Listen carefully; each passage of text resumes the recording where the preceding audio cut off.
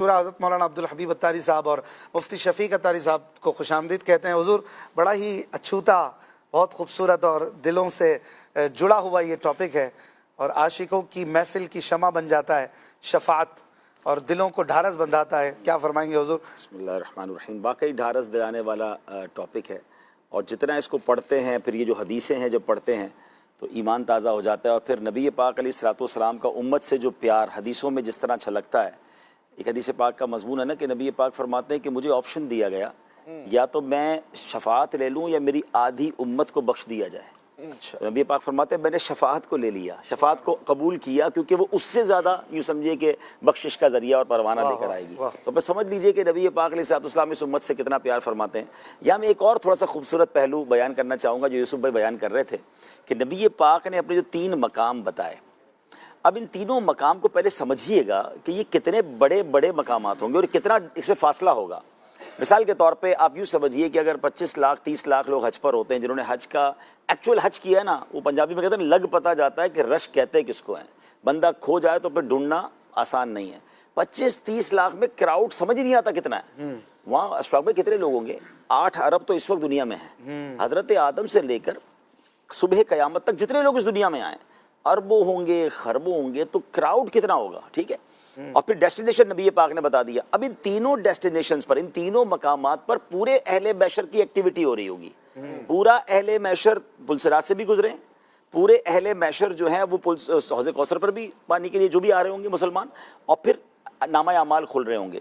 تو ذرا امیجن کریں کہ یہ تینوں مقام کتنا دور ہوں گے ایک دوسرے سے۔ یعنی عرفات میں کوئی کہے کہ مکتب نمبر 1 پہ نہ ملوں تو مکتب نمبر 40 پہ ڈھونڈ لینا، تو یہ پاسبل ہی نہیں ہے۔ آپ 1 سے 40 تک جا ہی نہیں سکتے، جائیں گے تو وہ دن ہی ختم ہو جائے گا۔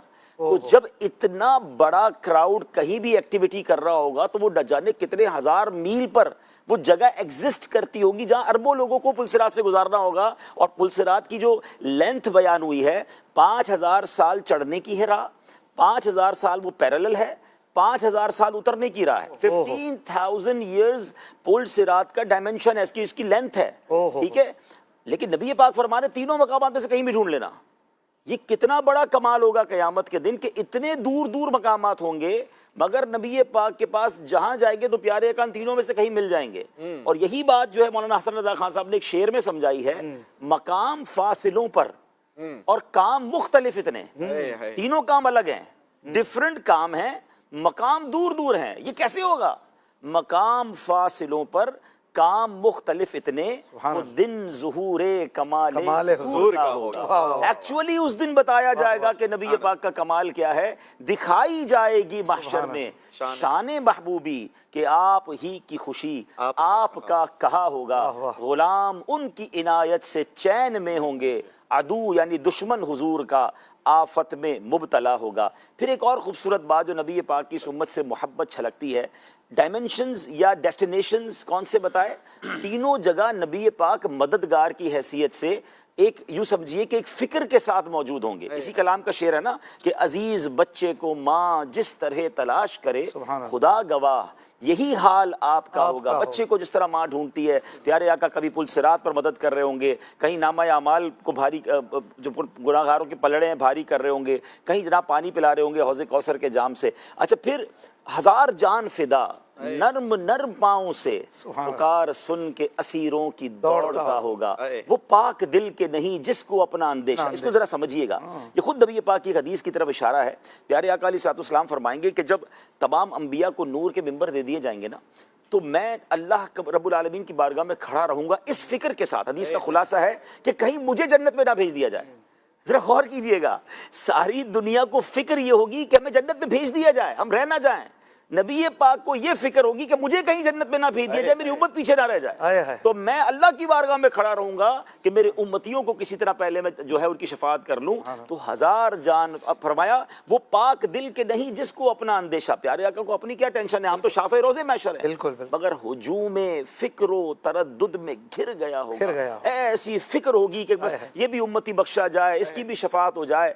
تو یوں سمجھیے، ایک شعر اور ہے بڑا پیارا ہے، یہ بے قرار کرے گی صدا غریبوں کی، मुकद्दस आंखों से तार तार अश्क सा बंधा ये तार बंधा होगा बंधा होगा। अच्छा, इस बख्शिश कलाम का एक और कमाल का शेर बताऊं आपको मैं, मतलब ये कलाम यकीन करें बहुत सारी चीजों के बाद ज्यादा समझ आया। ये अकेले में कभी पढ़े, आप नाजरीन को अर्ज करेंगे, आप पढ़े, ऐसा ही। आपको मजा आ जाएगा, आपकी आंखों से आंसू और वाकई किसी अच्छे नात आपको अगर समझते, जैसे आज ये वाकयात बयान हो रहे हैं और फिर इस कलाम को अगर पढ़े। अब इसमें एक शेर था, मैं बचपन से ही कलाम सुनता हूँ, मगर मुझे एग्जैक्टली समझ आया जब मैंने अल्हम्दुलिल्लाह अरफात के मैदान में एक चीज़ देखी और उसके बाद उसको रियलाइज किया।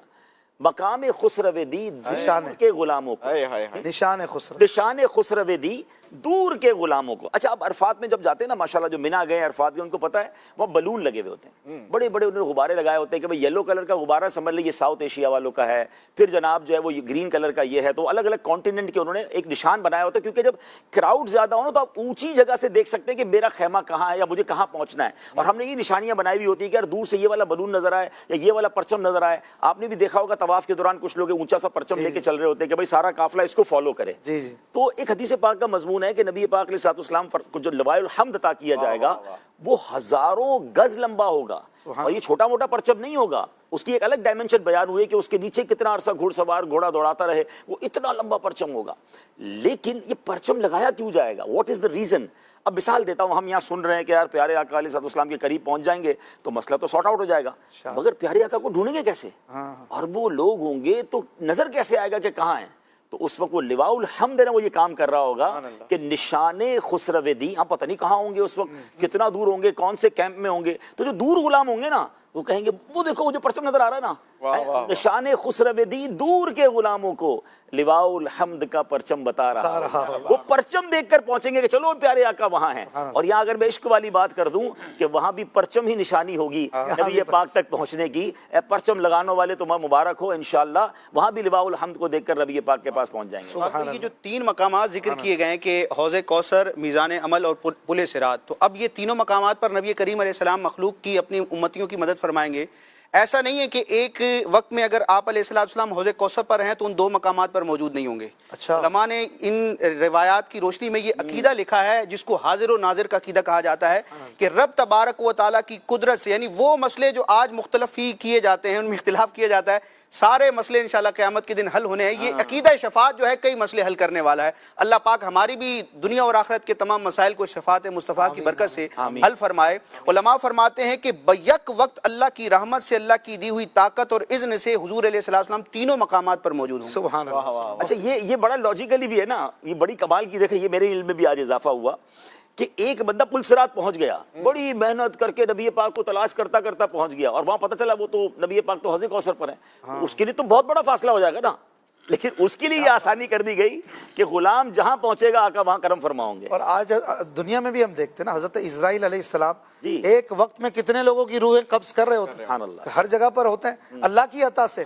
तो ये मकाम जिस रब ने आज हजरत इजराइल अलैहिस्सलाम को दिया, वो अपने महबूब अलैहिस्सलाम को क्यों नहीं दे वो सकते? इजराइल के भी आका हैं, वो तो इजराइल अलैहिस्सलाम के भी आका है। मुफ्ती शफीक साहब, हुजूर आप क्या फरमाएंगे? बाज़ कुरानी आयतों में शफात के हवाले से ये भी है कि कोई शफात नहीं कर सकता, इनकार शफात जिसमें मौजूद है उसकी फिर क्या वजाहत है? बिस्मिल्लाहिर्रहमानिर्रहीम। कुरान मजीद फ़ुरक़ान हमीद की कई ऐसी आयात मुबारका हैं और जिनमें कि अल्लाह के सिवा किसी को औलिया बनाया या कोई किसी तरह की शफात नहीं होगी या शुफ़ा नहीं क़यामत के दिन होंगे। तो बाद औक़ात इन आयात को पढ़ कर एक वसवसा जहन में डालने की कोशिश की जाती है कि सिरे से शफात भी नहीं होगी और क़यामत के दिन कोई शफ़ी नहीं होगा, कोई मददगार नहीं होगा।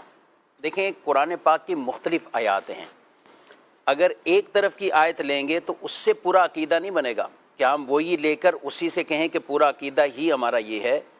जो इस बात वाली यानी साबित करने वाली आयतें हैं उनको छोड़कर अगर यही को इन्हीं को लेंगे सिर्फ, तो फिर तो कोई ये कह सकता है। मगर जिन आयात में बाकायदा सबूत मौजूद है, जिन आयात में बाकायदा इस चीज़ का बयान किया गया है, मन ज़ल्लज़ी यशफ़अउ इंदहु इल्ला बिइज़्नी, आयतुल कुर्सी हर बच्चे को याद है। इरशाद फरमाया कौन शफात करेगा मगर उसके इज़्न से। तो जहाँ मना किया गया है उन आयात से मुराद ये है या तो कुफ़ार के लिए कि कुफ़ार के लिए कोई शफात नहीं, यानी जिनको दुनिया में जो मुशरिकीन जिनको पूजा करते थे वो बुत या उनके जो भी معبودان باطلہ تھے، قیامت کے دن وہ کوئی ان کے بارے میں نہ شفاعت کریں گے، نہ کوئی ان کو بچا سکتے ہیں، نہ ان کا کوئی مددگار ہے۔ تو جن میں یہ فرمایا ہے کہ قیامت کے دن نہ کوئی مددگار، نہ کوئی شفاعت، نہ کوئی بچانے والا، تو مراد اس سے کفار غیر مسلموں کے لیے کہ ان کے حق میں کچھ بھی نہیں ہوگا۔ جہاں ایمان والوں کے لیے بات ہوگی تو وہ پھر قرآن میں آیت الکرسی بھی بیان فرما رہی ہے۔ قرآن نے فرمایا الاخلاء یومئذ بعضهم لبعض عدو الا المتقین، گہرے دوست قیامت کے دن وہ دشمن ہو جائیں گے مگر متقین آپس میں وہ دشمن نہیں ہوں گے، بلکہ ان کی دوستی دنیا میں بھی ہے اور ان کی دوستی آخرت میں بھی انہیں کام آئے گی، اور آخرت میں بھی ایک دوسرے کی شفاعت یا سفارش کے ذریعے وہ ان کو فائدہ بھی پہنچائیں گے، ان کی مدد بھی کریں گے۔ تو یہ دونوں طرح کی آیتیں اپنے اپنے محمل پر پھر درست جا کر جو ہے وہ اس کا محمل یہ ہے کہ جہاں شفاعت کا انکار کیا گیا، پہلی بات غیر مسلموں کے لیے، کفار کے لیے، دوسری یہ کہ اللہ کے اذن کے بغیر کوئی شفاعت نہیں ہوگی، یعنی جب رب کا اذن ہوگا تو ہی شفاعت ہوگی، اللہ کے اذن کے بغیر وہ کوئی شفاعت نہیں ہوگی۔ اور اللہ کا اذن کنہیں ہوگا؟ پیارے نبی صلی اللہ تعالیٰ علیہ وآلہ وسلم نے واضح طور پر بکثرت آپ کی یہ حدیث مبارکہ جتنی یہ بیان ہوئی کہ حضور علیہ الصلوۃ والسلام نے فرمایا انا اول شافع یوم القیامہ، قیامت کے دن سب سے پہلے میں شفاعت کروں گا۔ اعلیٰ حضرت امام اہل سنت لکھتے ہیں کہ دو شفاعتیں وہ ہیں اصل حقیقت شفاعت، ایک ان میں شفاعت ہے قرآن کی شفاعت اور ایک ہے پیارے مصطفیٰ کریم علیہ السلام کی شفاعت، یعنی جو براہ راست شفاعت ہے نا جن کو ملے گی، قرآن بھی براہ راست بغیر کسی واسطے کے شفاعت کرے گا، سبحان اللہ، اور نبی کریم علیہ السلام بھی براہ راست بغیر کسی واسطے کے شفاعت کریں گے، یعنی یوں کہہ سکتے ہیں انسانوں میں براہ راست حضور کے سوا کوئی بھی کوئی بھی نہیں، اور ایک ہے قرآن کی شفاعت۔ ہاں، ٹھیک، فرمایا یہ کلام دو الہی۔ اصل شفاعتیں ہیں کہ جو بلا واسطہ ہے، بقیہ جہاں کہیں ہے کوئی نہ کوئی واسطہ ہے، کوئی تعلق ہے، کوئی نبی وسیلہ کریم ہے۔ علیہ السلام نے کنہیں کے لیے فرما دیا، اب وہ ان کے لیے اصل شفاعت، پھر آگے جا کر وہ دروازے کھلیں گے جو دیگر شفاعت کے لیے ہیں۔ اب جہاں پھر دیگر انبیاء، اولیاء، حجاج کرام، حاجی صاحبان جو مبرور حج کی سعادت حاصل کرتے ہیں، 400 بندوں کی وہ شفاعت کریں گے۔ حافظ قرآن کے اتنے تذکرے سنتے ہیں، شفاعت کریں گے، علماء دین شفاعت کریں گے، شہداء شفاعت کریں گے۔ وہ بچہ جو بچپن میں یا جسے کچا بچہ کہا گیا، وہ قیامت کے دن رب کے حضور جب اپنے ماں باپ کے بارے میں جھگڑا کرے گا اور اسے کہا جائے گا جھگڑالو بچے جھگڑا نہ کر، ماں باپ کا ہاتھ پکڑ جنت میں چلا جا، سبحان تو اللہ، اچھا، جب وہ بچہ شفاعت کرے گا تو نبی سچا شفاعت کیوں نہیں فرمائے گا؟ سبحان اللہ، تو شفاعت کی جو دونوں طرح کی آیات مبارکہ ہیں، یہ غلط فہمی ڈالنے کی کوشش کی جاتی ہے۔ حضرت عبداللہ بن عمر رضی اللہ تعالیٰ عنہ نے فرمایا، بخاری شریف میں موجود ہے، کہ بدترین قوم مخلوق میں سے وہ ہیں کہ جو آیتیں بتوں کے بارے میں نازل ہوئیں انہوں نے مومنوں پہ چسپا کرنا شروع کر دی۔ تو ایسی قرآن کی کئی آیتیں ہیں، اگر آپ اس کے شان نزول، سبب نزول، اس کے پیچھے آپ واقعے کی طرف جائیں گے، وہ کب اور کہاں اور کس وقت نازل ہوئیں، تو وہ اس کے بیسکس اسباب وہی ہیں کہ جو اللہ کے سوا کسی اور کو خدا مانتے ہیں، شرک میں جو مبتلا ہوئے، جنہوں نے ان کو ان کی عبادت کرنے لگ گئے، اللہ کی عبادت کو چھوڑ کر، یا اللہ کے سوا کسی اور کو شریک بنایا، وہ ساری اس پیرائے کے اندر آیات مبارکہ ہیں۔ ان کو لیا اور ان کو لا کر اولیاء پہ چسپا کر دیا، انہی کو اٹھا کر انبیاء پر چسپا کر دیا، ان آیتوں کو جو مشرکین کی مذمت پر ہے ان کو اٹھا کر ایمان والوں پر چسپا کر دیا۔ حالانکہ عقیدے کتنے ستھرے ایمان والوں کے واضح بالکل ہیں کہ جب وہ شفاعت مانتے ہیں اللہ کے اذن سے شفاعت مانتے ہیں۔ نبی کریم علیہ السلام کے لیے علم غیب ہے تو اللہ کے اذن سے اور اللہ کی عطا سے ہے۔ نبی کریم صلی اللہ علیہ وسلم حاضر ناظر ہیں تو اللہ تعالیٰ کی دی ہوئی طاقت سے ہیں۔ نبی کریم علیہ السلام مختار کل ہیں تو اللہ کی دی ہوئی طاقت سے ہیں۔ یعنی جب اتنے واضح فرق کے ساتھ وہ ہم عقیدہ بیان کرتے ہیں، اور مسلمانوں کے یہ ایسے مسلم عقائد ہیں، مگر اس کے باوجود ان کو معاذ اللہ شرک سے تعبیر کر دینا، انہی عقائد کے بارے میں جو شرک والی آیتیں ہیں وہ یہاں پر فٹ کر دینا، یہ سراسر علمی بھی خیانت ہے اور قرآن پاک کی بالکل آیات مبارکہ کے واضح وہ مخالف ہے۔ تو شفاعت برحق ہے، شفاعت کا مطلق انکار کرنا کفر ہے۔ اچھا۔ سرے سے کوئی کہے کہ شفاعت ہے ہی نہیں، کسی طرح کی بھی کوئی شفاعت نہیں، یہ کفر ہے۔ اللہ، کیونکہ شفاعت وہ اس کا مطلقاً انکار نہیں کیا جا سکتا۔ صحیح، شفاعت قرآن کی کئی آیتوں کا انکار ہو جائے گا۔ جی ہاں بالکل، ایسی کئی آیات مبارکہ ایسی ہیں۔ سورہ انبیاء کی آیت نمبر 28 میں اللہ پاک فرماتا ہے فرشتوں کے بارے میں، جی وَلَا يَشْفَعُونَ إِلَّا لِمَنِ ارْتَضَىٰ، جی، وہ شفاعت کرتے ہیں اسی کی جس کے لیے رب جاتا ہے۔ راضی ہوتا ہے، جس سے یا جس کی انہیں اجازت دیتا ہے۔ اس کی تفسیر میں مفتی قاسم صاحب رحمۃ اللہ علیہ نے یہ لکھا ہے کہ فرشتے دنیا میں بھی، مفتی قاسم صاحب دامت برکاتہم العالیہ نے یہ لکھا ہے کہ دنیا میں بھی فرشتے شفاعت کرتے ہیں اور آخرت میں بھی شفاعت کریں گے۔ دنیا میں شفاعت یہ ہے کہ وہ بندوں کے لیے اللہ پاک سے بخشش مانگتے ہیں، جی، اور آخرت میں تو وہی شفاعت اور شفاعت کرنے کے یہی لیے سفارش کا نام ہے، شفاعت یہی سفارش کا نام ہے۔ تو یہ مطلقاً تو اس کا انکار قطعاً نہیں کیا جا سکتا۔ البتہ یہ کچھ اگر روایت پر یا کسی اور چیز پر کوئی کلام ہو تو وہ ایک الگ بات، لیکن جو ان آیات کے اعتبار سے ان کو وہ مشرکین والی آیتیں اٹھا کر مومنوں پر چسپاں کرنا، تو یہ سراسر جو ہے وہ زیادتی اور یہ غلط ہے۔ کچھ کالز شفاعت کے حوالے سے ہیں تو وہ بھی لے لیتے ہیں، سوالات بھی کافی ہیں، اور میں چاہوں گا کہ ہم کچھ آج 2-4 منٹ ہی صحیح اس پر بھی بات کریں، کیونکہ شفاعت سفارش کے معنی میں بھی ہے، تو دنیا میں ہم بھی لوگوں کی سفارش کہیں پہ کریں تو کیا انداز ہو، جائز ناجائز، 2-4 اس میں بھی باتیں ہیں ظاہر ہے کہ نکلتی ہیں، تو آخر میں اس کو بھی انشاءاللہ الکریم لے لیں گے کہ سفارش کرنے کا بھی کچھ ثواب ہے، کہیں پہ ثواب نہیں ہے بلکہ گناہ ہے، تو وہ کیا صورتیں ہیں۔ کالز دیجیے گا۔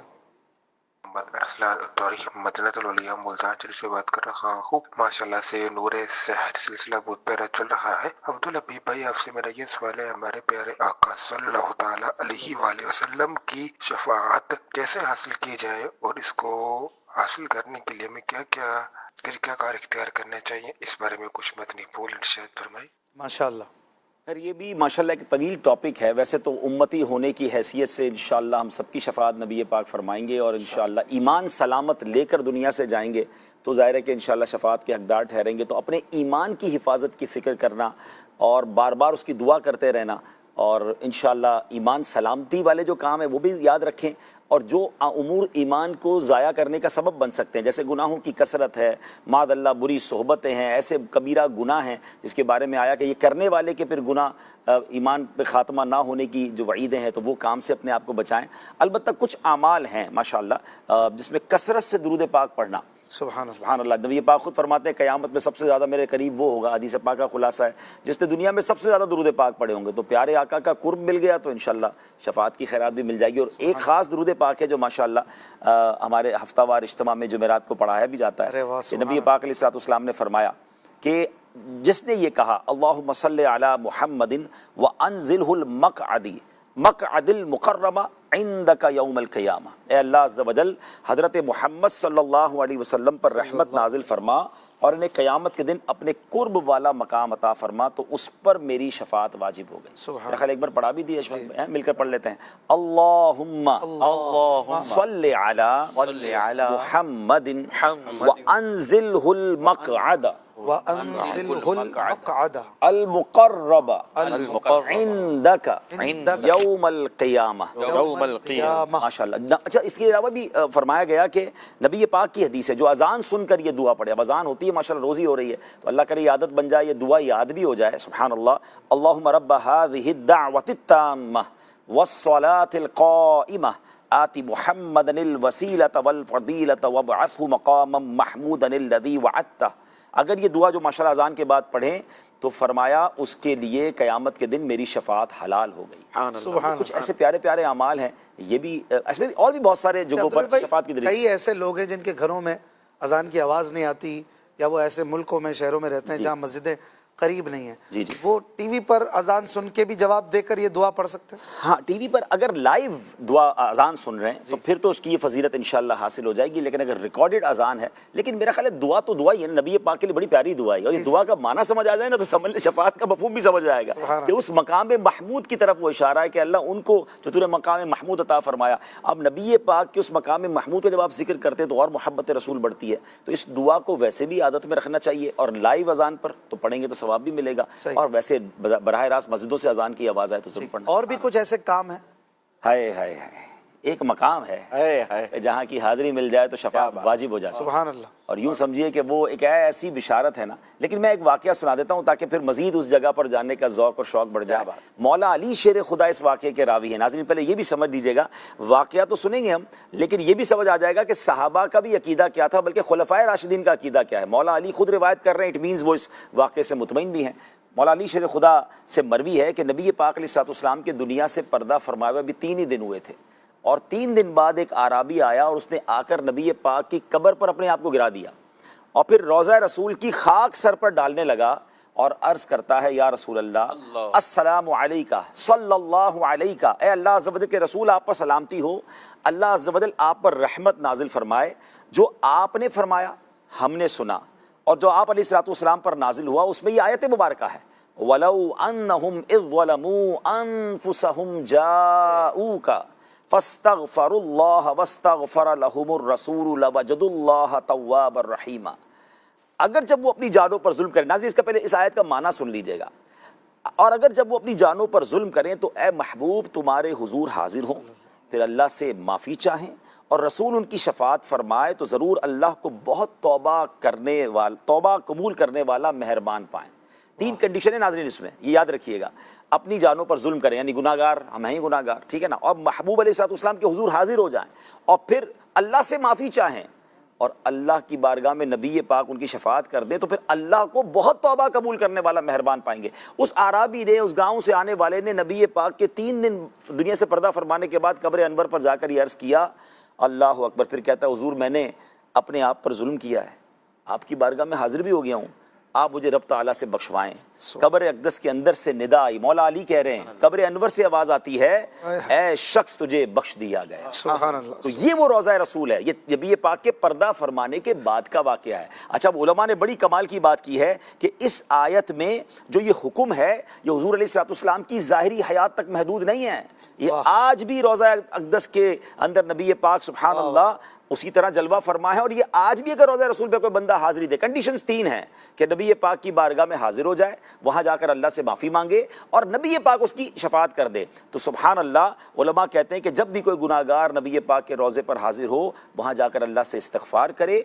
और नबी पाक तो वैसे ही अपनी कब्र अनवर में उम्मत के लिए इस्तिग़फ़ार कर रहे हैं, तो इंशाअल्लाह तीनों शर्तें पाई जाएंगी। तो वहाँ जाकर ये आयत भी पढ़नी चाहिए, मुस्तहब ये है, इंशाअल्लाह अज़्ज़ व जल अल्लाह की रहमत से ज़रूर मग़फ़िरत हो जाएगी। और ख़ुद नबी पाक ने फरमाया, मन ज़ारा क़ब्री वजबत लहू शफ़ाअत, जिसने मेरी कब्र की ज़ियारत की उसके लिए मेरी शफाअत वाजिब हो गई। एक और बड़ी प्यारी हदीस है, मदीने जाने का ऐसा शौक़ बढ़ाती है ना।